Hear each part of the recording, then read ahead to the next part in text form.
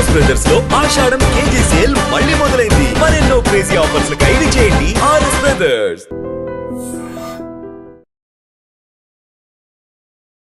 నమస్కారం, welcome to I dream. ధర్మ మార్గం కార్యక్రమానికి స్వాగతం. నేను మీ విజిత. ప్రస్తుతం మనతో పాటు ఉన్నారు కాళీమాత ఉపాసకురాలు శ్రీ శ్రీ శ్రీ సింధు మాతాజీ అమ్మగారు. ఇప్పుడు అమ్మతో మాట్లాడి లక్ష్మీదేవి ఆవిర్భావం ఎలా జరిగింది, నిజంగా లక్ష్మీ అమ్మవారిని ఏ రకంగా గనక మనం కొలిస్తే అమ్మవారు అనుగ్రహిస్తారు, ఇలాంటి మరిన్ని విషయాలు ఇప్పుడు అమ్మతో మాట్లాడి డీటెయిల్గా తెలుసుకుందాం. నమస్కారం అమ్మా. నమస్తే అమ్మా. అమ్మ, మనకు కలియుగ ప్రత్యక్ష దైవం వెంకటేశ్వర స్వామి, లక్ష్మీదేవి అని చెప్తూ ఉంటారు. అయితే అసలు ముందుగా లక్ష్మీ అమ్మవారు ఎక్కడ ఉద్భవించారు, అసలు మనకు స్వయంభుగా వెలిసిన వారైన అమ్మవారు ఏ ప్రాంతంలో వెలిశారు, ఇలాంటి సందేహాలు అయితే చాలా ఉన్నాయమ్మా. వాటన్నిటి గురించి క్లియర్గా తెలియజేయండి. ఓం శ్రీ గురుభ్యో నమః. ఓం శ్రీ మాత్రే నమః. చాలా చక్కటి ప్రశ్న అడిగారు. ఎందుకంటే చాలామంది కలియుగంలో సఫర్ అయ్యేది మనీ ప్రాబ్లమ్స్ వల్లే. అందులోనూ శ్రావణ మాసం రాబోతుంది కాబట్టి చంద్రుడు శ్రవణ నక్షత్రంలో ప్రవేశించడం వల్ల శ్రావణ మాసానికి చాలా ప్రత్యేకత ఉంది. ఈ మాసంలోనే వెంకటేశ్వర స్వామి ఆవిర్భావం కూడా జరిగిందన్నమాట. వెంకటేశ్వర స్వామి శ్రవణ నక్షత్రంలో జన్మ తీసుకోవడం జరిగింది. ముఖ్యంగా ఈ శ్రావణ మాసం అనేది పరమశివునికి కూడా చాలా ప్రీతిపాత్రమైంది. అందులోనూ ఈ శ్రావణ మాసంలో 5 శ్రావణ సోమవారాలు వస్తున్నాయి. రాఖీ పౌర్ణమి ఉంది, వరలక్ష్మి వ్రతం ఉంది. ఈ శ్రావణ మాసం అంతా పూజలు, వ్రతాలు, దీక్షలు చేస్తే చక్కటి ఐశ్వర్యాన్ని అనేది మనం పొందొచ్చు అన్నమాట. ఎందుకంటే ఫస్ట్ మొట్టమొదట లక్ష్మీదేవి ఆవిర్భావం భూమిపైన ఎలా జరిగిందంటే, సర్వసాధారణంగా విశ్వం అంతా లక్ష్మీ స్వరూపమే, శక్తి. అణువణువున మహావిష్ణువు ఎలా అయితే ఉన్నారో ఆయన శరీరంలో సగభాగమైనటువంటి లక్ష్మీదేవి కూడా అణువణువు ఉన్నది. ఆల్రెడీ ఉన్న దేవత విశ్వం అంతా. భూమి మీద ఎలా ఆవిర్భవించిందంటే, భృగు మహర్షి వైకుంఠానికి వెళ్ళినప్పుడు స్వామి స్పందించలేదు పిలుస్తుంటే. అప్పుడు ఆయన స్వామి వారి గుండెల మీద తంతారన్నమాట భృగు మహర్షి. కాబట్టి ఆ ఆ శ్రీ మహావిష్ణువుకి మెల్లగా ఆయనకు పాదాల్లో అహంకార స్వరూపమైనటువంటి నేత్రం ఉంటుంది. ఆ నేత్రాన్ని చిదిమేస్తాడు. కానీ లక్ష్మీదేవికి కోపం వస్తుంది. ఎందుకంటే మా శ్రీ మహావిష్ణువు యొక్క హృదయ స్థానం లక్ష్మీదేవిది కాబట్టి అమ్మవారికి కోపం వస్తుంది. కోపం వచ్చి భృగు మహర్షిని శపిస్తుంది అన్నమాట. నీ ఇంట్లోనే జన్మ తీసుకుంటాను, నేను నీ దరిద్రం అని అనుభవింపజేస్తాను అని చెప్పి భృగు మహర్షి కూతురుగా భార్గవిగా జన్మ తీసుకుంటుంది భూమిపైన. తర్వాత ఆమె అలుగుతుంది వెంకటేశ్వర స్వామి మీద, భార్య కదా, అలిగి భూమి మీదకి వచ్చేస్తుంది అన్నమాట, దాక్కుంటుంది. భూమి మీదకి వస్తే వెంకటేశ్వర స్వామి వెంకటేశ్వర స్వామి అయిన మహావిష్ణువు భూమి మీద వెతుకుతారు, ఎక్కడుంది లక్ష్మీదేవి, అందరినీ అడుగుతాడు అనమాట. ఆయన భార్య కనిపించకపోవడం వల్ల అందరినీ అడుగుతా ఉంటారు. ఆయన భూమి మీదకి వచ్చినప్పుడు లక్ష్మీదేవి కోసం తపస్సు చేస్తాడు. వెంకటేశ్వర స్వామి రూపంలో వెంకటాచలంలో తపస్సు చేసినప్పుడు అమ్మవారు కాళహస్తిలో ఒక లోటస్ లో నుంచి పైకి వస్తుంది అమ్మవారు. కాబట్టి ఆమెను పద్మావతి అని కూడా అంటారు, పద్మం నుంచి ఉద్భవించింది కాబట్టి. అలాగా లక్ష్మి వెంకటేశ్వర స్వామి యొక్క కళ్యాణం కూడా జరుగుతుంది. ఆ విధంగా లక్ష్మీదేవి అనేది ప్రత్యక్షంగా కలియుగంలో భక్తుల కోరికలు తీరుస్తూ తిరుమలలో ఆయన వక్షస్థలంలో ఉంటుంది, కింద పద్మావతి రూపంలో ఉంటుంది అన్నమాట ముఖ్యంగా. కాబట్టి లక్ష్మీదేవి ఆవిర్భావం అనేది భూమి పైన ఈ విధంగా జరిగింది. లక్ష్మీదేవి వెంకటేశ్వర స్వామి ఎక్కడ వెళ్ళిపోతారు అని చెప్పి కుబేర స్వామి దగ్గర అప్పు తీసుకుంటారు లక్ష్మీ వెంకటేశ్వర స్వామి కళ్యాణంలో. ఆయన పెళ్లి కోసం అప్పు చేస్తాడనమాట వెంకటేశ్వర స్వామి. ఆ అప్పులన్నీ తీర్చిన తర్వాత ఆయన వైకుంఠంకి వెళ్ళాలి కాబట్టి లక్ష్మీ వెంకటేశ్వరులు అలా భక్తుల యొక్క కర్మలను స్వీకరిస్తూ, అమ్మవారు భక్తుల యొక్క కర్మలను కోరికలను తీరుస్తూ వాళ్ళ ద్వారా వచ్చే డబ్బులను కుబేరుడికి చెల్లిస్తూ ఉంటారు. తీరే రుణమేనా కాబట్టి అప్పు చేయకూడదు, కలియుగంలో అప్పులు చేస్తే తీరవు అనడానికి అదొక సంకేతం. అప్పులు తీరిన తర్వాత నువ్వు వైకుంఠానికి వెళ్ళాలి అని చెప్పి నియమం ఉంది. కాబట్టి లక్ష్మీదేవి భక్తులకి కోరికలు తీర్చి ఆ కోరికలు తీరడం ద్వారా వచ్చిన ధనాన్ని కుబేరుడికి అప్పు తీర్చమని వెంకటేశ్వర స్వామికి అందిస్తూ ఉంటుంది. ఓకే. అమ్మ ప్రత్యేకించి శ్రావణ మాసంలో అమ్మవారిని చాలా ఎక్కువగా పూజిస్తూ ఉంటాము.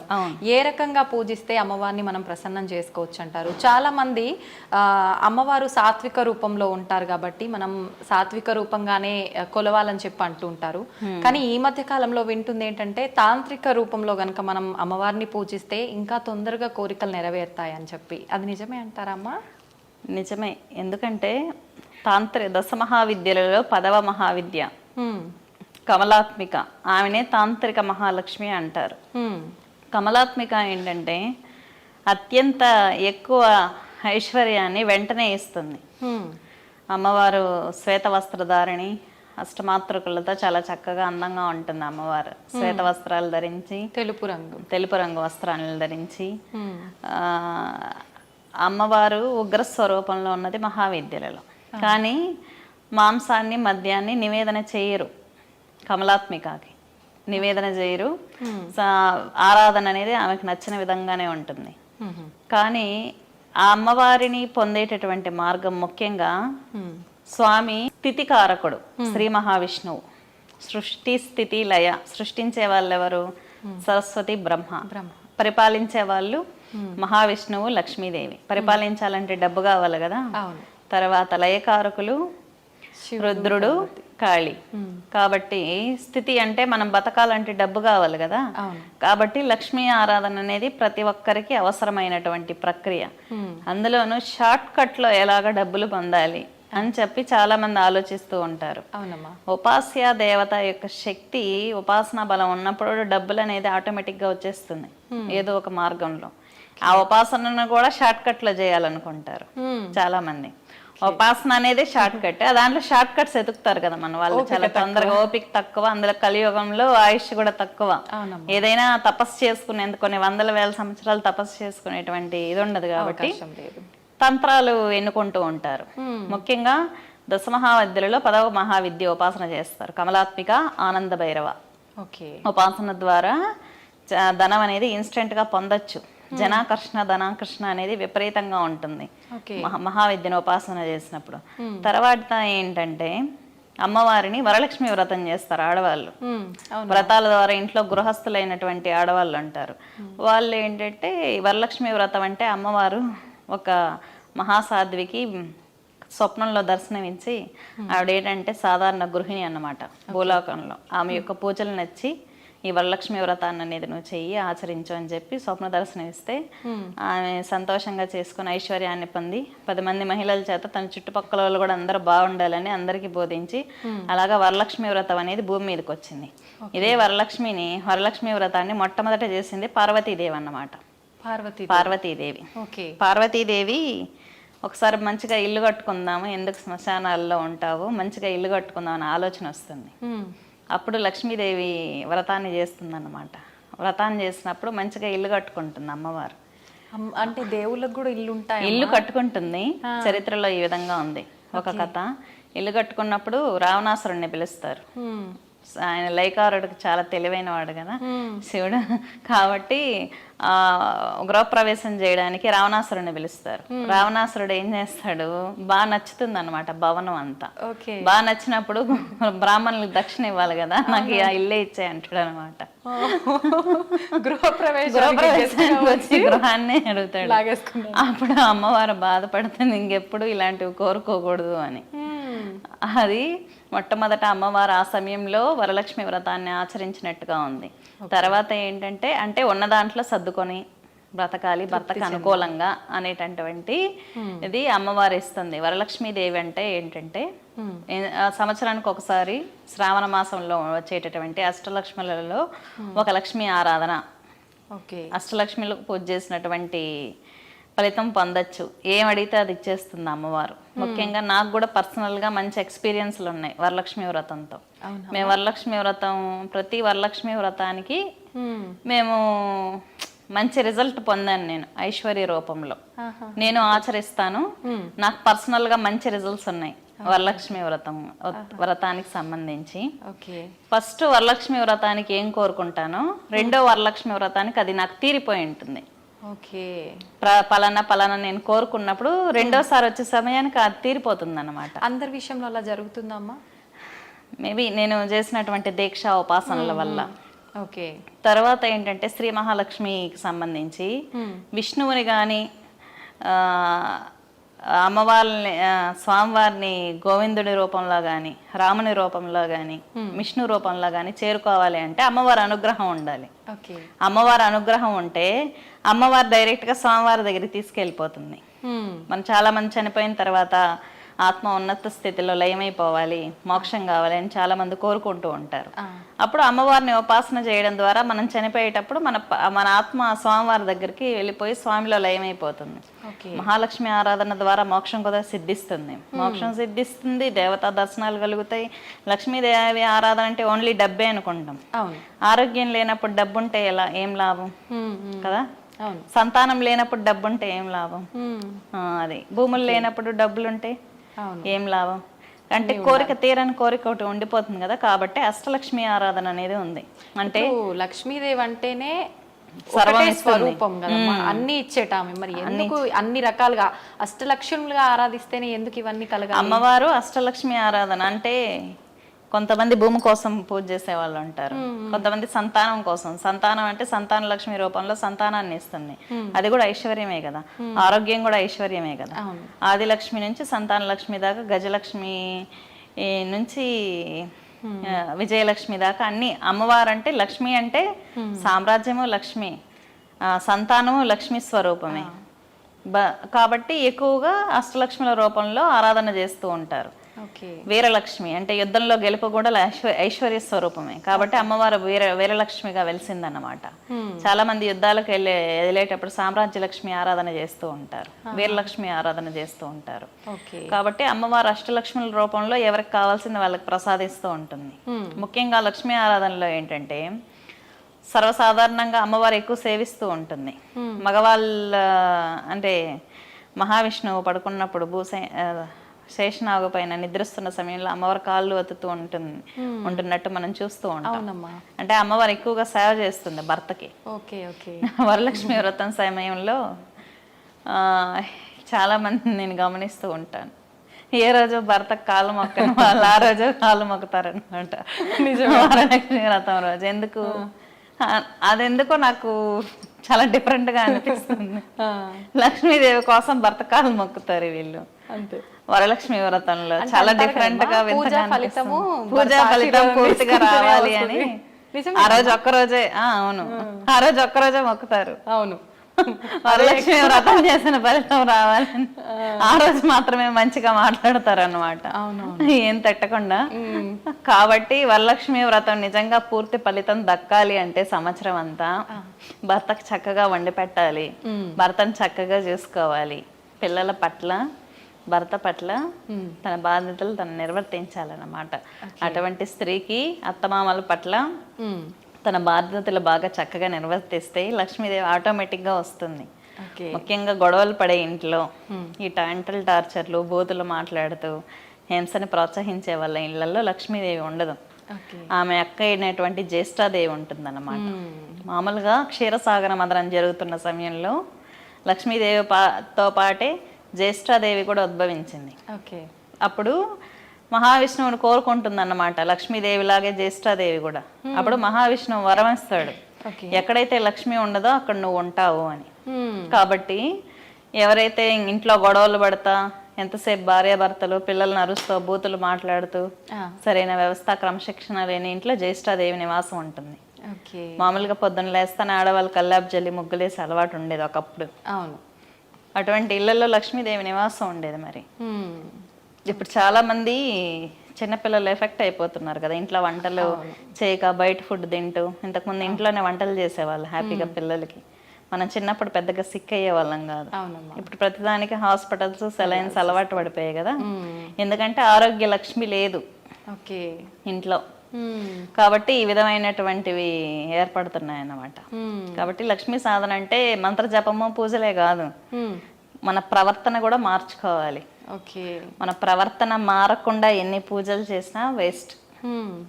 అది భర్త పట్ల, పిల్లల పట్ల, అత్తమామల పట్ల తన బాధ్యతలు నిర్వర్తిస్తూ ఏ స్త్రీ అయితే వ్రతాన్ని ఆచరిస్తుందో ఆ స్త్రీకి మాత్రమే బెనిఫిట్స్ ఉంటాయి. కానీ ఆ రోజు మాత్రమే నేను భర్త కాళ్ళు మొక్కుతాను, ఆ రోజు మాత్రమే నేను తిట్టను, ఆ రోజు మాత్రమే అత్త మామల్ని పిలిచి భోజనం పెడతానంటే ఆ పూజా ఫలితం అనేది దక్కదు. దానివల్ల చేయకుండా ఉండొచ్చు అసలు.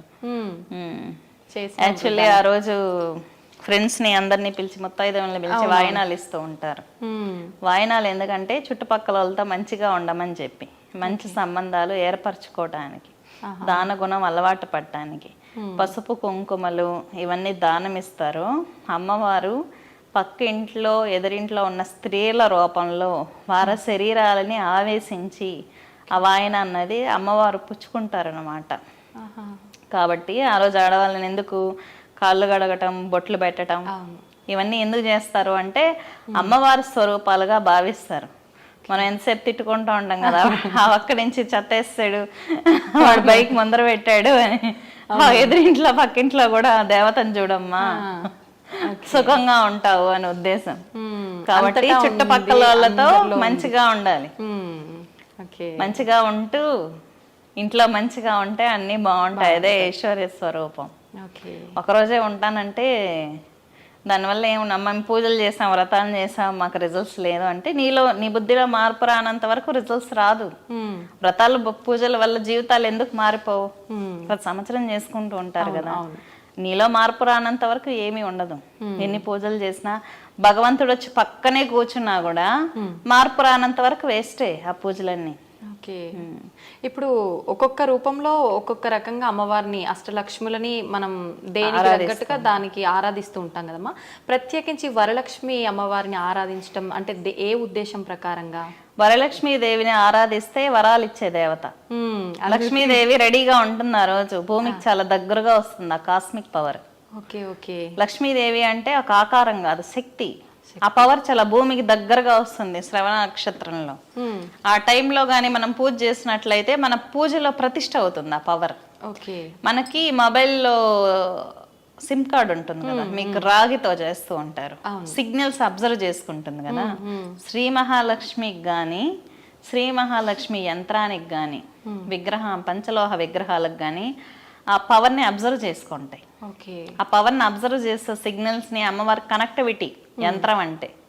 కనెక్టివిటీ ఉన్నప్పుడు ఇక్కడ చేసే పూజ అక్కడ అమ్మవారికి వెళ్తుంది, దివ్యలోకాల్లోకి. అందుకే యంత్రాలు పూజ రూమ్లో ఎలా పడితే అలా పెట్టుకోకండి, నీట్ గా పెట్టుకోండి అని చెప్తాం. చాలా మంది పూజ రూమ్స్ జిడ్డుగారుతూ ఉంటాయి, ఎప్పుడో సంవత్సరానికి ఒకసారి కానీ దీపం పెట్టరు అన్నమాట. ఎందుకంటే మాకు టైం లేదంటారు. నిజంగా దీపం పెడితే అసలు వర్క్ చేయాల్సిన పని ఉండదు, అంత ధనం ఇస్తుంది అమ్మవారు. ఏదో రూపంలో డబ్బులు వచ్చేస్తాయి. శక్తి అనేది ఇంట్లో ఉందనుకోండి, ధనాకర్షణ ఉంటుంది. పవర్ లేకుండా మనం ఎంత ప్రయత్నించినా వేస్టే కదా. పుషప్ అనేది పవర్. ఇప్పుడు ఒక పర్సన్ దగ్గర డీల్కి వెళ్తున్నాం అనుకోండి, పవర్ ఉంటే అతను ఓకే చేసేస్తాడు. అతనిలో నీలో ఏదో టాలెంట్ కనిపిస్తుంది. నీలో ఎంత టాలెంట్ ఉన్నా అతనికి హార్ట్కి టచ్ అవ్వలేదు, మైండ్కి టచ్ అవ్వలేదు అనుకుందాం, నీలో టాలెంట్ ఉన్నా వేస్టే. అందుకే 100%లో 1% లక్ అంటారు చూసారా, అది ఉండాలి. అదే లక్ష్మి. అయితే ఆ రోజు ఇప్పుడు వ్రతం కొంతమందే చేసుకుంటారు, వరలక్ష్మి అమ్మవారి వ్రతం అందరూ చేసుకోరు. అంటే ఎన్నో నియమాలు పాటించాల్సి ఉంటుందేమో, ఎందుకు ఇదంతా అని. కొంతమంది ఇంట్లో నిత్యం ఎలా దీపారాధన చేసుకుంటారో అలా చేసుకుంటారు. ఎలా ఉండాలమ్మా ఆ రోజు ప్రత్యేకంగా అమ్మవారిని పూజించే విధానం అయితే ఏంటి, వ్రతం చేసే విధానం అయితే ఏంటి? ఇప్పుడు మనం షాప్లో జ్యువెలర్స్ కానీ లలిత జ్యువెలరీస్ కానీ వెళ్ళి ఒక వడ్డానమో ఒక హారమో తెచ్చుకున్నాం, ఎలా చూసుకుంటాం? ఇంట్లో జాగ్రత్తగా చూసుకుంటాం. మరి లక్ష్మీదేవి ఆరాధన చూసుకొని, మరి లక్ష్మీదేవి ఆరాధన చేసేటప్పుడు మాత్రం నియమాలు ఉన్నాయి, నియమాలు పాటించాలి అని ఎందుకు అనుకుంటారు? ఒక నెక్లెస్, ఒక హారాన్ని అంత జాగ్రత్తగా ప్రీషియస్ గా చూసుకున్నప్పుడు అమ్మవారిని ఎందుకు మనం పూజ చేయం? అలాంటివి చాలా వస్తాయి నిజానికి. అలాంటి బంగారం చాలా కొనచ్చు. అంటే అమ్మవారికి ఉన్నటువంటి ఫస్ట్ భక్తులకి నమ్మకం లేదు. ఫస్ట్ ఆఫ్ ఆల్ మనం చేస్తున్న పూజలో అమ్మవారు వస్తుందని నమ్మకం లేదు. 2 తప్పక చేస్తారు, ఇంట్లో వాళ్ళకి భయపడో, అత్త మామలకు భయపడో, లేదు పక్కింటోళ్ళు ఎదురింటోళ్ళు చేసుకుంటున్నారని ఏదో చేయాలని చేస్తారు. అటువంటి పూజల వల్ల రిజల్ట్స్ ఉండదు. హార్ట్ఫుల్ గా ప్రేమతో చేయాలి. ఇప్పుడు చిన్న పిల్లాడు వచ్చాడు అనుకుందాం, ప్రేమతో మీకు ఇస్తే ఏదైనా తీసుకోరా మీరు? అది ఎలా ఉన్నా తీసుకుంటారు వాడి సంతోషం కోసం, అవునా? అంతే. ప్రేమతో చేసే పూజ చాలా గొప్పది. నవవిధ భక్తులు ఉంటాయి, అంటే ప్రేమ భక్తి, ఓకే. నవవిధ భక్తుల్లో ప్రేమ భక్తి ఒకటి. మీరాబాయి అలాగే కృష్ణుని ఆరాధించింది ప్రేమతో. ఒక చిన్న కృష్ణుడి బొమ్మని ఎత్తుకుంటే ఆయన అంతగా సిద్ధించాడు. అదేమన్నా పంచలోహాల కాదు కదా, ఓ బొమ్మలో చూసుకుంది. ప్రేమతో హృదయంతో ఆరాధించింది. అది ఉండాలి భక్తుల్లో. అది లేకపోవటం వల్ల నమ్మకము, ప్రేమ, శరణాగతి ఇవి లేకపోవటం వల్ల పూజలు సక్సెస్ అవ్వట్లేదు. ఎందుకంటే పూజ చేస్తే డబ్బులు వస్తుంది అనుకుంటున్నారు. పూజ అనేది పాజిటివ్ ఎనర్జీని ఇస్తుంది. మీరు పాజిటివిటీని రిసీవ్ చేసుకోకుండా ఎంతసేపు బూతులు మాట్లాడుతూ తిడుతూ ఒకరు పైకి వస్తుంటే ఓర్వలేక ఇంట్లో వైఫ్ని టార్చర్ పెడతావు, వైఫ్ హస్బెండ్ టార్చర్ పెడతావు. మేము పూజలు చేసామండి, రిజల్ట్ లేదు. ఇంటికి వచ్చి పూజ చేసే బ్రాహ్మణుడికి విలువ ఉండదు, వాళ్ళకి దక్షిణలు సరిగ్గా ఇవ్వరు. ఎవరైనా గురువుల దగ్గర మంత్ర దీక్షలు తీసుకుంటేనో వాళ్ళ మీద నమ్మకాలు ఉండవు. అలాంటప్పుడు ఇంకా దేవతలు ఎలా సిద్ధిస్తారు, దేవతల్ని ఎలా చూస్తారు, రిజల్ట్స్ ఎలా వస్తాయి? ప్రతిదీ టెస్ట్ చేయకూడదు. నా దగ్గరకు వచ్చే కొంతమంది చెప్తుంటారు, నిజంగా దేవుడు ఉంటే మాకు ఈ పని అయిపోవాలి, నిజంగా నీ దగ్గర అమ్మవారు ఉంటే, అంటే వాళ్ళ అమ్మవారిని టెస్ట్ చేసేంత క్యాపబిలిటీ వాళ్ళకు ఉంటుందా? అమ్మవారు తనని తను ప్రూవ్ చేసుకోవాలా వాళ్ళ దగ్గరికి వెళ్ళి? నిజంగా అమ్మవారు ఉంటే మాకెందుకు ఇన్ని కష్టాలు అంటారు. నిజంగా అమ్మవారు ఉంది కాబట్టి కష్టాలు పడుతున్నారు వాళ్ళు చేసిన కర్మలకి. ఆ కర్మలు వదిలించుకునే ప్రక్రియ అనేది ఆలోచించుకోవాలి. కానీ నిజంగా దేవుడు ఉంటే నేను ఇన్ని చేశానంటే వాళ్ళ కర్మలు టన్నులు ఉంటాయి. వీళ్ళు చేసే చిన్న పూజకే అన్ని అయిపోవాలి అనుకుంటారు. గురువుల్ని నమ్మరు, బ్రాహ్మణుల మీద గౌరవం ఉండదు, వ్రతాలు దేవుణ్ణి టెస్ట్ పెట్టడానికి చేస్తారు, తప్పదన్నట్టు చేస్తారు. వీళ్ళ పద్ధతులు మార్చుకోరు అన్నమాట. అలాంటప్పుడు ఏం రిజల్ట్స్ ఉండవు. భక్తితో ప్రేమతో ఆరాధించుకోవాలి. అట్లీస్ట్ దేవత మీద నమ్మండి, దేవత మీద నమ్మకంతో ప్రేమతో పూజ చేస్తే ఓకే. మనుషుల్ని ఎలా నమ్మరు, నమ్మరు కాబట్టి దేవతని పూజ చేసేటప్పుడు నమ్మి ప్రేమతో చేయండి, భక్తితో శరణాగతితో. అలాంటి పూజ అనేది లేకపోతే, ఇవన్నీ లేకపోతే ఇంకా నిష్ఫలం. ఇప్పుడు సత్యనారాయణ వ్రతం అంటారు. సత్యనారాయణ వ్రతం అంటే ఏంటి? సత్యాన్ని ఆచరించడం. అంతేగాని ఇంట్లో సత్యనారాయణ వ్రతం అంటే పూజ చేసి వెళ్ళిపోవడం కాదు. ఆ జన్మాంతం నేను సత్యాన్నే మాట్లాడుతాను, సత్యానికే కట్టుబడి ఉంటాను, ధర్మంగా బ్రతుకుతాను. ఇది సత్యనారాయణ వ్రతంలో ఉద్దేశం. ఈ సత్యనారాయణ వ్రతం ఎవరు చేస్తున్నారు? కరెక్ట్ గా శుభకార్యాలు చేస్తున్నారు. ట్రూత్. స్వామివారికి నిజమైన పూజ ఏంటి? సత్యనారాయణ వ్రతం అంటే నిజంగా ఉండటం, నిజాయితీగా, నిజం మాట్లాడటం.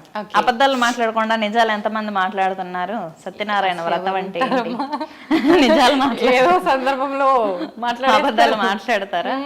ఆ వ్రతం యొక్క ఉద్దేశం ఏంటంటే న్యాయంగా, ధర్మంగా ఉండటం, సత్యాన్ని పలకటం. దాంట్లో ఉన్న వదిలేస్తారు. ఇప్పుడు లక్ష్మీ పూజ అంటే ఏదో పూజ పెళ్ళి తెచ్చి పూలు పెట్టేసి అందరినీ పిలిచి వాళ్ళ స్టేటస్లు చూపించుకుంటూ ఉంటారు ఆడవాళ్ళు, పట్టు చీరలు పెట్టేసి. అది కాదు లక్ష్మీ పూజ అంటే ఏంటి? ఫస్ట్ వీళ్ళు పాజిటివ్గా మారాలి, ఫ్యామిలీ మెంబర్స్ని పాజిటివ్గా ఉంచాలి, భర్తకు తగిన విలువ ఇవ్వాలి, బాండింగ్ పెంచుకోవాలి. అప్పుడు ఐశ్వర్యం వస్తుంది. అమ్మవారి పూజలో ఉన్నటువంటి అంతర్లీనమైనటువంటి ఉద్దేశం అది. ఆటోమేటిక్గా అప్పుడు లక్ష్మి వచ్చి పూజలో కూర్చుంటుంది, అనుగ్రహిస్తుంది. అంతేగాని నేను లక్షలు పెట్టి పూజ చేశాను నాకు రిజల్ట్ లేదు అంటే ఉంటుంది. కానీ అప్పుడు ఉద్దేశం ఏంటి? అమ్మవారి ఉద్దేశం లక్షలు పెట్టి పూజ చేసినా కూడా నువ్వు ఇంట్లో సవ్యంగా లేకపోతే రిజల్ట్ ఉండదు. అది చాలా మంది వరలక్ష్మి వ్రతం ఇలా చేసుకోవాలా, ఎలా చేసుకోవాలా, ఒక్కలో ఆకు పెట్టాలా, ఇలా మాట్లాడుతూ ఉంటారు. కానీ అది నిజం కాదు. పూజా ద్రవ్యాలు కాదు వరలక్ష్మి వ్రతం అంటే. వరలక్ష్మి వ్రతం అంటే తానే లక్ష్మీ స్వరూపంగా మారడం. లక్ష్మీ స్వరూపంగా మారి తన భర్తలో నారాయణని దర్శిస్తూ ఫ్యామిలీని చక్కగా చూసుకోవటం. అప్పుడు ఆమె లక్ష్మీదేవి అవుతుంది, ఆమె వరలక్ష్మి అవుతుంది. ఏదైనా దేవతను ఉపాసిస్తున్నాం. శాక్తేయం అంటే ఏంటి? తాను శక్తిగా మారి శక్తిని ఉపాసన చేయడమే శాక్తేయం. అంటే అమ్మవారిని పూజించాలంటే ఫస్ట్ నువ్వు అమ్మవారు అయిపోవాలి.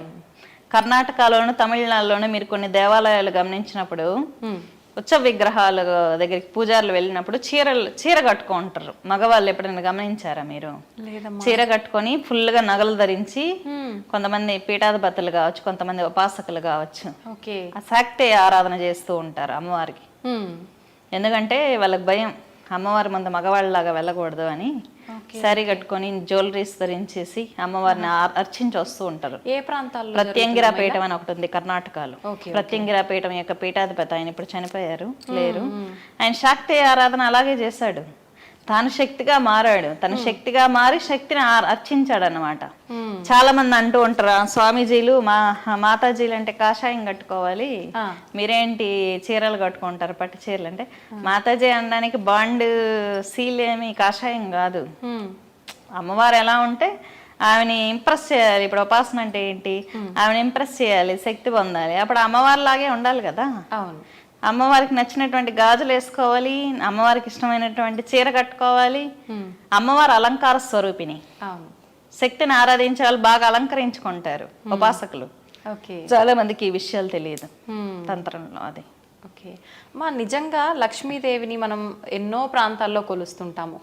మనకు చూసుకుంటే తుల్జా భవాని దగ్గర కూడా అమ్మవారిని లక్ష్మీదేవి స్వరూపంగానే భావిస్తుంటారు అని అంటుంటారు కదా. నిజంగా ఏ ప్రాంతంలో అసలైన మన లక్ష్మీ స్వరూపాన్ని పూజిస్తామమ్మా? తుల్జా భవాని కూడా లక్ష్మీ స్వరూపమే, కాకపోతే హ్రీంకారం అంటే పరమేశ్వరి మూలం అన్నమాట. ఇప్పుడు సతీదేవి భాగాలు పడిన ప్రదేశంలో ఒక భాగం పడినటువంటి ప్రదేశం తుల్జా భవాని. అక్కడికి లక్ష్మీదేవి వెళ్తుంది అలిగినప్పుడు, వెంకటేశ్వర స్వామి మీద అలిగినప్పుడు అక్కడికి వెళ్తుంది అనమాట. అమ్మవారు నచ్చ చెప్పి పంపిస్తుంది. అక్కడున్న లక్ష్మీదేవి దగ్గర తపస్సు చేసినటువంటి అమ్మవారు కాబట్టి ఆమె నుంచి శ్రీంకారాన్ని పొందింది. లలితాదేవి ఉపాసన చేసి లక్ష్మీదేవి శ్రీంకారం యొక్క అధికారం పొందింది. శ్రీం అంటే లక్ష్మీ బీజం. ఫస్ట్ మొదట మహామాయకు ఉండేదన్నమాట. ఆ బీజాధికారాన్ని అమ్మవారికి తపస్సు చేసి లక్ష్మీ పొందిందని చెప్పి అమ్మవారి కాళికా పురాణంలో ఉంది. కాబట్టి ఆమె లక్ష్మీ స్వరూపమే. మూలం నుంచి శ్రీంకారాన్ని పొందింది అమ్మవారు లక్ష్మీదేవి. లక్ష్మీదేవి ఎప్పుడు వెంకటేశ్వర స్వామి హృదయంలోనే ఉంటుంది, ఎందుకంటే ఆమెకు నచ్చినటువంటి ప్రదేశం కాబట్టి అమ్మవారిని వ్యూహలక్ష్మి అంటారు. వ్యూహలక్ష్మి అంటే ఏంటంటే, ఇప్పుడు తిరుమల వెళ్తారు చాలా మంది భక్తులు. తిరుమల వెళ్ళినప్పుడు భక్తుల కోరికలు డైరెక్ట్ గా వెంకటేశ్వర స్వామి తీర్చరు. వెంకటేశ్వర స్వామి హృదయంలో వ్యూహలక్ష్మీదేవి ఉంటుంది. మీకు తెలుసా, శుక్రవారం పూట అచ్చేస్తారు పసుపు స్వామివారి హృదయం మీద అచ్చు వేసి తీసుకుంటారు కదా వ్యూహలక్ష్మికి. ఐడియా ఉందా? చాలా మంది తీసుకుంటూ ఉంటారు, తిరుమల నుంచి కూడా తెప్పించుకుంటారు. చాలా అదృష్టం ఐశ్వర్యం వస్తుందని. ఆమె వ్యూహలక్ష్మి. ఆ అమ్మవారు చెప్తుందన్నమాట, పలానా భక్తుడు వచ్చాడు, పలానా కోరికలు తీర్చు అని. ఆ అమ్మవారే వ్యూహలక్ష్మి. వ్యూహం అంటే ఏంటి? ప్లానింగ్. ఒక ప్లాన్ ప్రకారం మన సమస్యలన్నీ తీరిపోతాయి. వ్యూహలక్ష్మి తంత్రం చేస్తే అమ్మవారికి సంబంధించినటువంటి ఒక మంత్రం ఉంది, వ్యూహలక్ష్మి మంత్రం. ఎవరైనా ఆ మంత్ర జపం చేసినటువంటి వ్యక్తులకి విపరీతమైన ఐశ్వర్యం వస్తుంది. ఎలా వస్తుందంటే, ఓ ప్లాన్ ప్రకారం. మెయిన్ నేను ఒకసారి వ్యూహలక్ష్మికి ఆరాధన చేసినప్పుడు నేను ఒక ఆర్నమెంట్ కొనాలనుకున్నాను. అసలు ఎలా డబ్బులు వచ్చాయో తెలియదు, ఒక ప్లాన్ ప్రకారం వచ్చి పడ్డాయి అన్నమాట. కరెక్ట్ గా స్పాట్ లో నేను అనుకున్న టైంకి డబ్బులు వచ్చాయి ఆర్నమెంట్కి. అంటే నాకు అర్థమైంది ఏంటంటే, ఓకే మన చేతుల్లో డబ్బు లేకపోయినా ఒక ప్లాన్ ప్రకారం డబ్బులు వస్తాయి, ఇదే వ్యూహలక్ష్మి తంత్రం అని నాకు పర్సనల్ ఎక్స్పీరియన్స్ అది. అంటే మన చేతుల్లో డబ్బు లేకపోయినా కూడా ఎలా ఒకలాగా డబ్బులు వచ్చేస్తాయి. ఆమె వ్యూహలక్ష్మి. ఇది మాత్రం నాకు పర్సనల్ ఎక్స్పీరియన్స్. నేను ఎప్పుడైనా కావాలి అనుకున్నప్పుడు అమ్మవారి మంత్రమే చేసుకుంటాను. 11 రోజులు దీక్షలో చేసుకుంటే వెంటనే నాకు నెరవేరిపోయేది. పర్సనల్ గా నా పర్సనల్ ఎక్స్పీరియన్స్. ఎలా అమ్మా దీక్ష ఎలా చేస్తారు? మంత్రం ఉంటుంది, వ్యూహలక్ష్మి మంత్రం. జపం చేసుకుంటే వెంటనే, అసలు నాకైతే వెంటనే తీరిపోతాయి. ఒక 2-3 రోజులే, 2-3 రోజులు చేస్తేనే నాకు వెంటనే తీరిపోయేది. ఎందుకంటే మా ఇంట్లో మా అమ్మ వాళ్ళకి సంబంధించినటువంటి కొన్ని వందల సంవత్సరాల నాటి లక్ష్మీదేవి విగ్రహం ఉంది. మా ఇంట్లో పెట్టుంటాం అమ్మవారిని. నైట్ టైమ్స్ ఏంటంటే ఆ విగ్రహంలో నుంచి ఒక జ్యోతి లాగా పైకి వచ్చేది. నేను ప్రత్యక్షంగా చూశాను నైట్ టైమ్స్. ఆ జ్యోతి లాగా వచ్చినప్పుడు నేనేమనుకున్నానంటే, సరే ఎనర్జీస్ ఇలా తిరుగుతాయేమో అని. కానీ తర్వాత ఉపాసన తర్వాత అర్థమైంది ఆమె నిజంగా లక్ష్మీదేవి నిరాకార స్వరూపంలో దర్శనం ఇచ్చింది అని. కాబట్టి లక్ష్మీ ఆరాధన అనేది జరుగుతూ ఉండేది మా మదర్ వాళ్ళ ఇంట్లో. కాబట్టి ఎక్కువ నాకు వెంటనే మంత్ర జపం చేసిన 3 రోజులు 4 రోజులకే నాకు విష్ తీరిపోయేవి. ఓ అంటే చాలా రోజుల నుంచి ఉంది కదా, అవునవును. అంటే తరతరాలుగా వస్తుంది కదా లక్ష్మీ ఆరాధన, అందుకని అంటే ఆ శక్తివంతమైన విగ్రహం వల్ల అనుకుంటున్నాను. Okay okay. పూజలు చిన్నప్పటి నుంచి చేసేవాళ్ళం ఇంట్లో, మా ఇంట్లో లక్ష్మీ విగ్రహం అది. ఆహాహా. మరి ఇప్పుడు మీరంటే చిన్నప్పటి నుంచి చేస్తున్నారు, ఇన్ని ఉపాసనలు ఇన్ని దీక్షలు, మాలాంటి సామాన్యులకు కూడా అంత తొందరగా నెరవేరుతాయంటారా? ప్రేమతో పిలిస్తే అమ్మవారు వస్తుంది నమ్మకంతో. మీరు ఇప్పటి వరకు ఎప్పుడైనా లక్ష్మీదేవి రా అని పిలిచారా? అందుకే రాలేదు. వస్తుంది అన్న నమ్మకంతో పిలిచారా ఎప్పుడైనా? లేదు. నేను నిజంగా వస్తుందనే నమ్మకంతోనే పిలుస్తాను. ఎప్పుడు నా ముందు అమ్మవారు ఉందనుకునే ప్రసాదం పెడతాను. అక్కడ కూర్చుంది ఆకలేస్తుంది అనే సెన్సేషన్ నాకు తెలుస్తుంది. పొద్దున్న అయితే మధ్యాహ్నం అయితే ఉందనుకుంటాను నేను, అనుకోవడం కాదు నిజంగానే ఉంది అమ్మవారు పీఠంలో. కాబట్టి నేను మానసికంగా కనెక్ట్ అయి ఉంటాను కాబట్టి తెలుస్తుంది. మీరు ఎప్పుడైనా అలా కనెక్ట్ అయ్యారా? లేదు. మరి ఇంకెలా వస్తుంది? అసలు నమ్మకమే లేదు. నేను నమ్ముతున్నాను కాబట్టి వచ్చింది. మీరు నమ్మండి, ఖచ్చితంగా నెక్స్ట్ వరలక్ష్మి వ్రతం అంతా మీరు ఇల్లు కట్టేసుకుంటారు. ఖచ్చితంగా. థ్యాంక్ యూ అమ్మ, నమ్ముతాను అయితే ఖచ్చితంగా. ఓకే అమ్మ, జపం అన్నారు, మంత్ర జపం, అది ఎన్నిసార్లు జపం చేయాల్సి ఉంటుంది ఆ మంత్రాన్ని? అంటే అమ్మ, ఇప్పుడు మనం అన్నం తినేటప్పుడు ఎన్ని ముద్దలు తింటే ఆకలి తీరుతుంది కౌంట్ చేసుకుంటామా? లేదు. ఆకలి తీరేంత వరకు తింటాం కదా, అలాగే మంత్ర జపం కూడా మన ఆత్మ అనేది సంతృప్తి చెందాలి. ఓకే. దేవతా దర్శనం అనేది రావాలి. పూర్వజన్మల కర్మానుసారం అమ్మవారు ఎప్పుడైనా 10 సార్లకైనా దర్శనం ఇచ్చేయచ్చు, 1,00,000 సార్లు చేసినప్పుడు దర్శనం ఇవ్వచ్చు, 10 రోజులు దర్శనం ఇవ్వచ్చు. అది వాళ్ళ యొక్క కర్మానుసారం, వారి యొక్క మంత్రం చేసేటువంటి స్థితిగతులు, వారి యొక్క గురువు ఉపాసనను బట్టి ఉంటుంది వాళ్ళు చేసేటటువంటి పద్ధతి. ఓకే. ఇన్ని రకాలుగా ఉంటుంది మంత్రదీక్ష. అందుకే సరైన గురువును ఆశ్రయించి చక్కగా మంత్రదీక్ష తీసుకొని విధానంలో చేస్తే తొందరగా వస్తాయి. లేదు ఒక ఫేక్ గురువుల దగ్గరికి వెళ్ళడం, సరైన గైడెన్స్ లేక బుక్స్లో చూసి బుక్స్లో రాంగ్గా ఇస్తారు మంత్రాలు. ఓకే. మధ్య మధ్యలో బీజాక్షరాలు ఎగిరిపోయి ఉంటాయి, సరిగ్గా ఉండవు మంత్రాలు. చాలా మంది బుక్స్ కొనేసి చదివేసి చేసేస్తూ ఉంటారు, దానివల్ల నెగిటివ్ ఎఫెక్ట్ వస్తుంది. చేయకూడదు. ఎవరినైనా ఎక్స్పర్ట్స్ని, బ్రాహ్మణుల్ని వేదం చదువుకో ఉంటారు కదా, వాళ్ళని కూడా కన్సల్ట్ అయ్యి గురువుగా స్వీకరించి తీసుకోవచ్చు. తీసుకొని చేయడం మంచిది గైడెన్స్ ప్రకారం. ఎందుకంటే తంత్ర మంత్ర యంత్ర శాస్త్రాలలో గురువు లేని విద్య గుడ్డి విద్య అంతే. ఓకే. ఇప్పుడు అంటే నియమాలు ఏమైనా పాటించాల్సి ఉంటుందమ్మా జపం చేయాల్సి ఉన్నప్పుడు? లక్ష్మీదేవికి నియమాలు ఉంటాయి. అంటే వారి యొక్క ఆరాధన, కొంతమంది సమయాచారం ఉంటుంది, కొంతమంది దక్షిణాచారం, వామాచారం, కౌళాచారం ఉంటుంది. ఓకే. ప్రతి దేవతకి తాంత్రిక రూపం ఉంది. ఇప్పుడు ఆంజనేయ స్వామి ఉన్నారు, ఆంజనేయ స్వామిని అందరూ దక్షిణాచార దేవత అనుకుంటారు, కానీ అఘోర ఆంజనేయ స్వామి ఉపాసన ఉంది, తాంత్రిక ఆంజనేయ స్వామి ఉపాసన ఉంది, వీరాంజనేయ స్వామి తాంత్రిక స్వరూపం, పంచముఖ ఆంజనేయ స్వామి తాంత్రిక స్వరూపం. ప్రత్యంగిర దేవతని పంచముఖ ఆంజనేయ స్వామి వాహనంగా మారి యుద్ధం చేస్తారు. శ్రీరాముడు యుద్ధం చేసే సమయంలో సహస్రరావుణ్ణి సీతాదేవి, మహామాయ యొక్క మొదటి స్వరూపం సీతాదేవి అన్నమాట. సీతాదేవిని రాముడు స్పృహ తప్పి పడిపోతే సహస్రరావణుడు యుద్ధం చేసే సమయంలో అమ్మవారికి కోపం వస్తుంది. కోపం వచ్చి అధర్వణ భద్రకాళి లాగా మారుతుంది అనమాట. అధర్వణ భద్రకాళికి వాహనం పంచముఖ ఆంజనేయ స్వామి అయ్యాడు.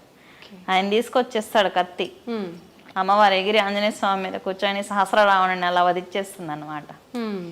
కాబట్టి ప్రతి దేవతకి తాంత్రిక స్వరూపాలు ఉన్నాయి. గణపతికి ఉచ్చిష్ట గణపతి ఉంది, ఉచ్చిష్ట గణపతి ఆరాధన ఉంది. ఆంజనేయ స్వామికి తాంత్రిక రూపం ఉంది. తారే రాముడు, రాముడే తార, కృష్ణుడే కాళీ, కాళీయే కృష్ణుడు. వరాహదేవే వారాహి, వరాహస్వామి యొక్క అంతర్లీనటువంటి శక్తి ఆ వారాహి. చాలా మంది ఈ మధ్య యూట్యూబ్లో వారాహి ఉపాసనలు చేయకూడదు, వారాహి దేవిని ఉపాసించకూడదు అని చాలా మంది చెప్తూ ఉంటారు. అసలు వారాహిదేవి ఉపాసన అనేది హిరణ్యాక్షుడు, హిరణ్యకశపుడు అనే రాక్షసులు చేశారు. హిరణ్యకశపుడు చేసినప్పుడు అమ్మవారు వారాహి దర్శనం ఇస్తుంది. అప్పుడు కోరుతాడనమాట, మొదటి కోరిక, అమ్మా నువ్వే చంపాలి, ఎవరు చంపకూడదు అని. తదాస్తు అంటుంది. నువ్వు కూడా చంపకూడదు అంటాడు, దానికి కూడా తదాస్తు అంటుంది. ఇంకా వరం వచ్చేసింది కదా అమ్మవారి దగ్గర నుంచి అని చెప్పి అందరినీ చంపుకుంటూ వెళ్తాడు అనమాట. ఓకే. సో భూదేవిని అపహరించినప్పుడు హిరణ్యకశిపుడిని వధిస్తాడు వారాహస్వామి వచ్చి. అంటే నువ్వే చంపాలి, నువ్వు కూడా చంపకూడదు అంటే ఏంటి, వారాహియే వరాహస్వామిగా వచ్చాడు, భూమిని రక్షించాడు. భూమిని రక్షించింది ఎవరు, వారాహిస్వామి కదా, వరాహస్వామి కదా. వరాహస్వామి ఒంట్లో ఉండేది ఎవరు, వారాహి. వారాహి శక్తి కాబట్టి అమ్మవారే చంపింది, కానీ అమ్మవారు చంపలేదు. అంటే రెండు రూపాలుగా. అప్పుడు ఆయన వరం సిద్ధించిందా, అమ్మవారి సంహారం జరిగిందా. కాబట్టి నరసింహస్వామి యొక్క అంతర్లీనటువంటి శక్తి ప్రత్యంగిర. మీరు ప్రత్యంగిర అష్టోత్తరాలు చూసుకున్నప్పుడు అమ్మవారికి ఒక నామం ఉంది అష్టోత్తరాలలో. ఏదైతే సాలిగ్రామ నివాస స్థితాయ నమః అంటుంది, సాలిగ్రామంలో నివాసం ఉండే ఓ దేవత అని. అంటే సాలిగ్రామంలో ఉంటుంది అమ్మవారు. నరసింహస్వామి యొక్క చెల్లెలు అనమాట. ఆయన అందులో ఉన్నటువంటి అంతర్లీనటువంటి శక్తి. కాబట్టి అంతకంత గొప్ప గొప్ప శక్తుల్ని మన వాళ్ళు అది చేయకూడదు ఇది చేయకూడదు అంటారు. అంటే భూమిని రక్షించింది వరాహస్వామే కదా.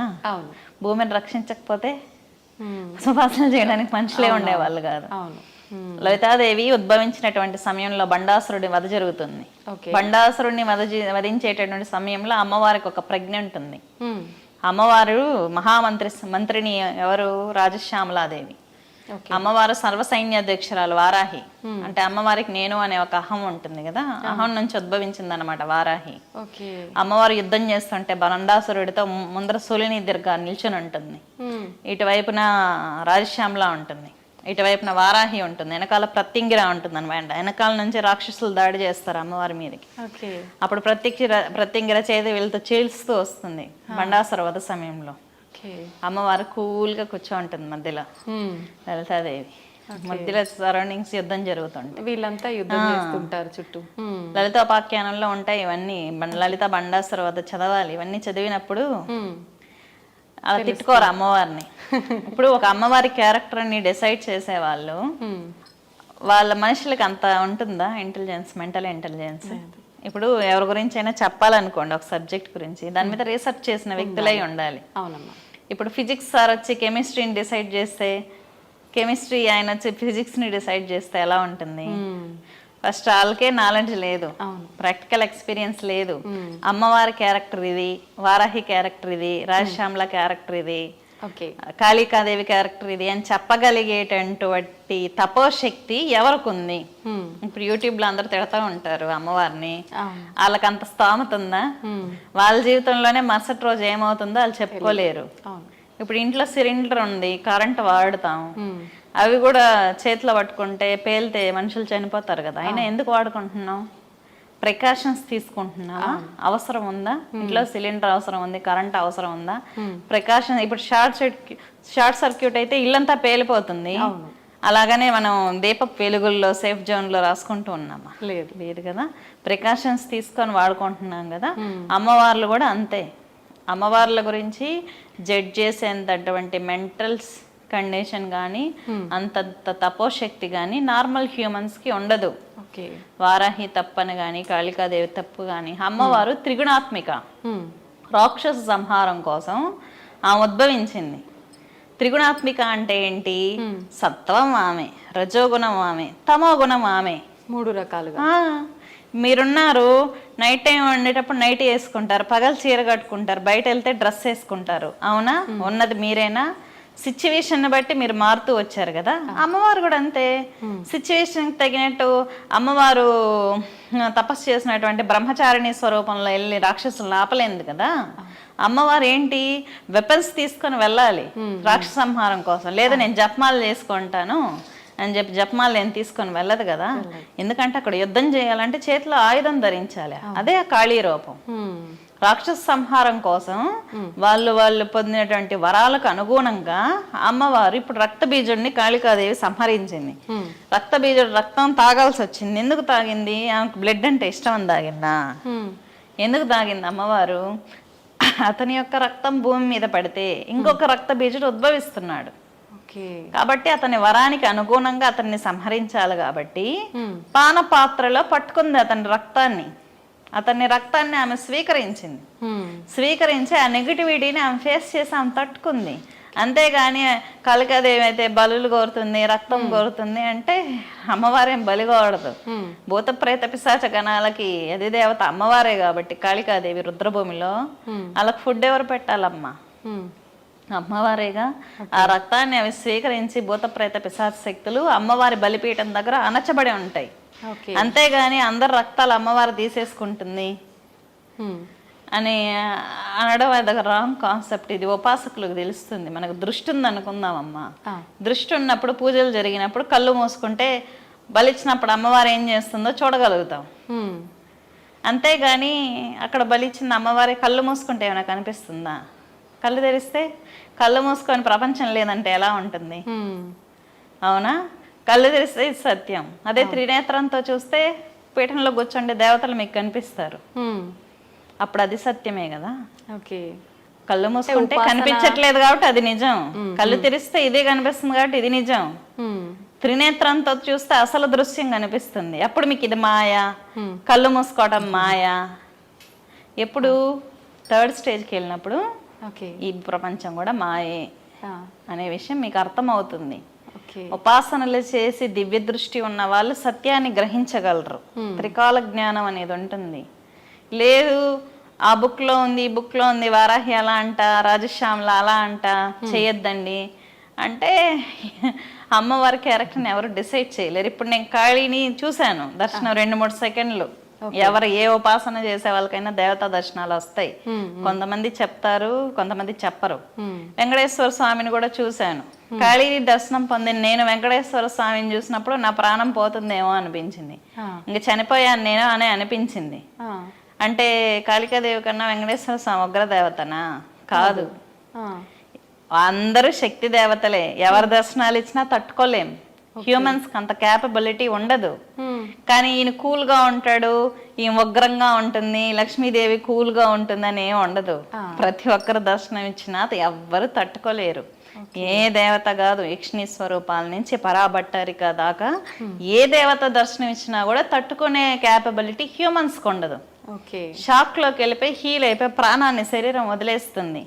దర్శనం తర్వాత నువ్వు బతకాలి అంటే ఆ దేవత యొక్క అనుగ్రహం ఉండాలి. ఆ తర్వాత జీవితం వాళ్ళ ఇష్ట ప్రకారంగా ఉంటుంది కానీ మనకు నచ్చినట్టు ఉండదు. అది ఇప్పుడు నేను జాబ్ చేస్తూ ఉండాలి. ఎందుకు ఇలా వచ్చానంటే ఆ అమ్మవారు నా జీవితాన్ని ఇలా రాసింది. ఆ దర్శనం ఇచ్చిన తర్వాత నేను బతకగలిగాను అంటే నా జీవితం ఇంకా ఆమెకు అంకితం అయిపోయింది. నేను ఎంత ట్రై చేసినా నేను జాబ్ చేయలేకపోయాను. అమ్మవారికి సేవ చేసుకోవాల్సి వచ్చింది. ఎందుకంటే దర్శనం తర్వాత మన జీవితం అనేది వాళ్ళు డిసైడ్ చేసినట్టు ఉంటుంది. అంతేగాని పలానా దేవత ఇంతే, మంచిది కాదు, ఆ క్యారెక్టర్ మంచిది కాదు అని చెప్పగలిగేటటువంటి ఉపాసన స్థితి బలం అనేది మామూలు మనుషులకు ఉండదు. లేదు మేము సేవ్ చేసేస్తున్నాం మనుషుల్ని అంటే ఇంకా అదొక భ్రమలో వాళ్ళు ఉంటున్నారు. వాళ్ళ స్థాయి అంతే, వాళ్ళ మెంటల్ స్టేట్ అంతే అనుకొని ఎవరు ఉపాసనలు ఎవరు పూజలు ప్రతి దేవతకి పంచోపచార పూజ అనేది చేయొచ్చు. కాళీని దక్షిణాచార రూపంలో పూజ చేసుకోవచ్చు. దక్షిణాచార రూపంలో కాళీకి చేసుకోవచ్చు. ప్రతి దేవతకి పంచోపచార పూజ చేయొచ్చు. కొన్ని మంచిది కాదు, రాంగ్ గైడెన్స్ ఇవ్వడం అంతే. అంటే అదే అమ్మ పలానా పేరు వినగానే ఈ అమ్మవారు ఉగ్ర రూపము, ఈ అమ్మవారు సాత్విక రూపము ఎలా అయితే డిజైన్ చేయబడిందో సాత్విక రూపానికి ఒక రకంగా, ఉగ్ర రూపానికి ఒక రకంగా, అది అలా చేస్తేనే బాగుంటది. ఇది అంటే తాంత్రిక విద్యలు చేసే వాళ్ళు మాత్రమే ఉగ్ర రూపాలను ఆరాధించాలి. ఇది మార్పు అనేది ఎప్పటి నుంచో మొదలైంది కదమ్మా. ప్రతి దేవతకి తాంత్రిక రూపం ఉంది. ఇప్పుడు లక్ష్మీదేవికి కమలాత్మిక తాంత్రిక స్వరూపం, సరస్వతీదేవికి మాతంగేశ్వరి తాంత్రిక స్వరూపం. తెలుసా మీకు సరస్వతీదేవి ఒక కులంలో పుట్టింది అని? తెలీదు. మరి సరస్వతీదేవి తాంత్రిక స్వరూపం మాతంగేశ్వరి. అది ఒక కులంలో పుట్టింది, తక్కువ కులంలో పుట్టి ఆ కులాన్ని ఉద్ధరించింది అమ్మవారు సరస్వతీదేవి. 64 కళలకు అధిదేవత. ఎవరికైనా సింగింగ్ సరిగ్గా రాకపోతే, డాన్స్ సరిగ్గా రాకపోయినా ఆర్టిస్టులు అయినా రాజమాతంగి చేస్తే వెంటనే అవకాశాలు వస్తాయి. ఫ్లూయెంట్గా వస్తుంది సింగింగ్ డాన్సింగ్ అంతా. సరస్వతీదేవి యొక్క తాంత్రిక స్వరూపం. పార్వతీదేవి యొక్క తాంత్రిక స్వరూపం త్రిపుర సుందరి. ఎంతమంది తెలుసు ఇవన్నీ? డెప్త్గా వెళ్ళి ఉపాసనలు చేస్తే ఇవన్నీ అర్థమవుతాయి.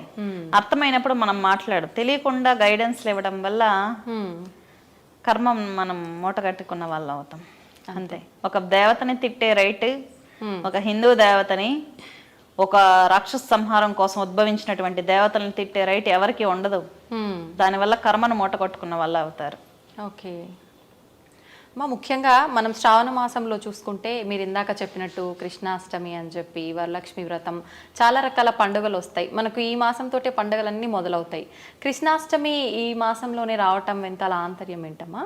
మహావిష్ణువు శ్రవణ నక్షత్రంలోనే కదా జన్మించారు. మహావిష్ణువు గాని వెంకటేశ్వర స్వామి గాని శ్రవణ నక్షత్రంలో జన్మించారు.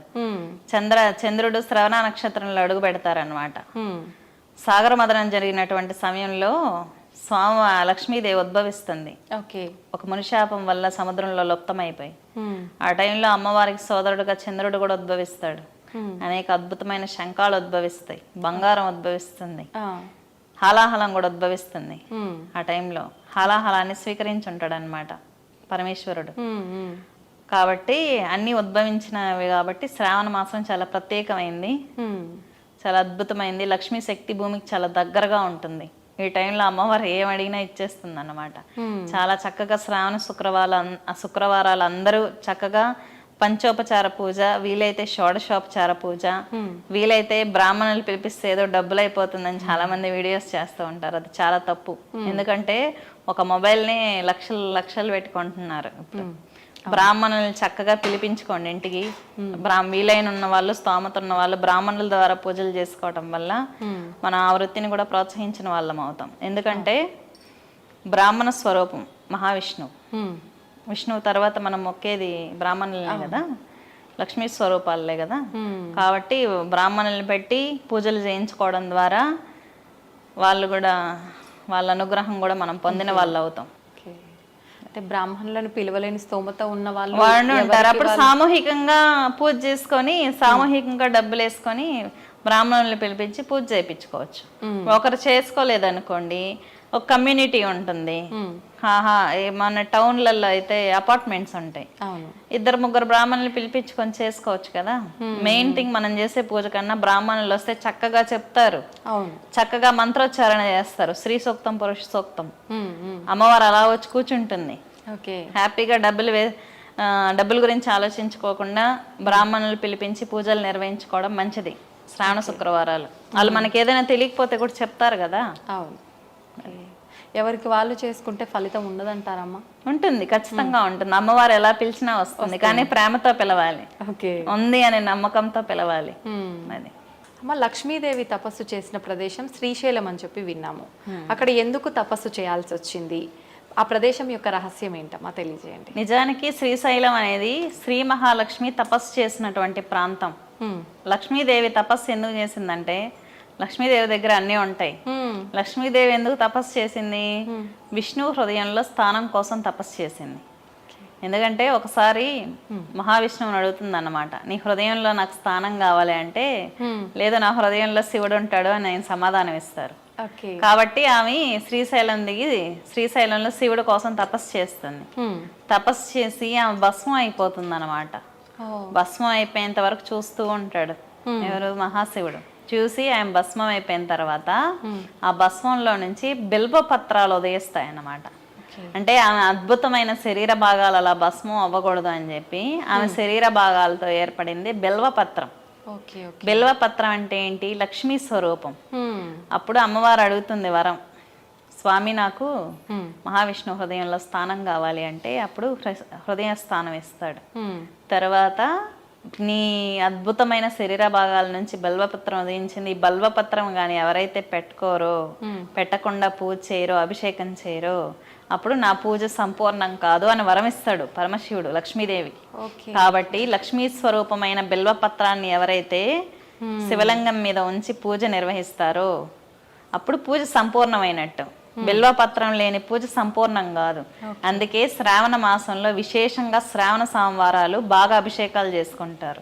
అందులోనూ ఈ శ్రావణ మాసం ఏంటంటే 5 శ్రావణ సోమవారాలు వచ్చాయి. విశేషంగా శివుణ్ణి అర్చించడం ద్వారా శివుని యొక్క ఉపాసన చేసినటువంటి ఉపాసనా బలం, లక్ష్మి ఆరాధన చేసినటువంటి ఫలితం 2 వస్తుంది.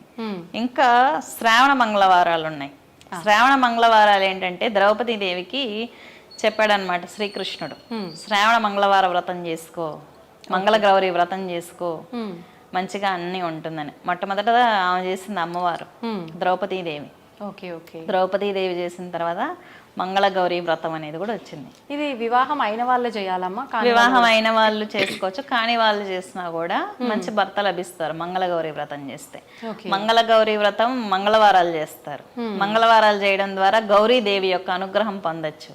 అసలు గౌరీదేవి ఎవరు? పార్వతీదేవిని ఒకసారి రూపం నాలో ఏం బాగాలేదో చెప్పు అని పరమశివుని అడుగుతుంది. ఆయన ఏం చెప్పాలి అర్థం కాకుండా నీ రూపం అంటాడు అనమాట. అమ్మవారికి కోపం వచ్చి బ్రహ్మకు తపస్సు చేస్తుంది. బ్రహ్మకు తపస్సు చేసినప్పుడు అమ్మవారు బంగారు వర్ణం, స్కిన్ టోన్, చాలా అందంగా ఉద్భవిస్తుంది అనమాట గౌరీదేవి. అప్పుడు పరమశివుణ్ణి గౌరీదేవిగా చేపడుతుంది. ఆ రూపం అందం ఐశ్వర్యం ఇచ్చే దేవత మంగళగౌరి, భర్తతో అనురాగాన్ని ఇచ్చే దేవత. కాబట్టి మంగళగౌరి వ్రతాలు ఎవరైనా భార్యాభర్తలకు గొడవలు అన్నప్పుడు చేసుకోండి, చాలా మంచిది. Okay okay. ఇది అంటే ఇన్ని మంగళవారాలు చేసుకోవాలన్న అలా ఉందా అమ్మా, లేదంటే ఒక్క వారం చేసి? శ్రావణ మంగళవారాలన్నీ చేసుకోవచ్చు. ఎన్ని వారాలు ఉంటాయి? 4 ఉంటాయి కదా, 4 వారాలు సరిపోతుందా? ఓకే. ముఖ్యంగా మనం శ్రావణ మాసంలో శనివారం కూడా ఎక్కువగా చేసుకుంటూ ఉంటాం కదా పూజలు, ఆ రోజు ఎలా చేసుకోవాలి?